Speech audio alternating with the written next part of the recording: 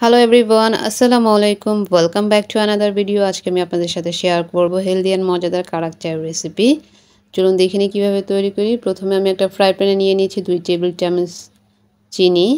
চিনিটাকে আমি ক্যারামেল করে নিব।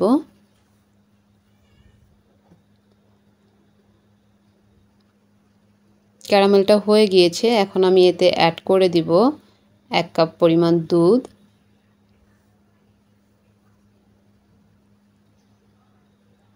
দুধের সাথে ক্যারামেলটা ভালোভাবে মিশিয়ে নিতে হবে।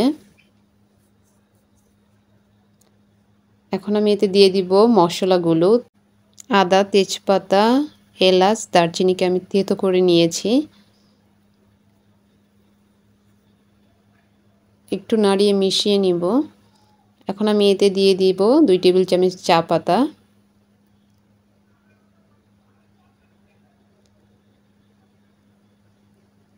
এখন আমি আরেকটু ভালোভাবে নাড়িয়ে নিয়ে এটাকে আমি 3 মিনিটের মতো জাল করে নিব।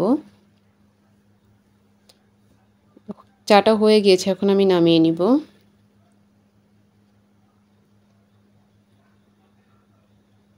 বাস রেডি হয়ে গেল আমার 1 কাপ কারাক চা। খুবই মজা অ্যান্ড খুবই হেলদি এটা। চা লাভারদের জন্য আমার রেসিপিটা আপনারা বাসায় ট্রাই করবেন। কেমন হয়েছে আমাকে কমেন্টে জানাবেন।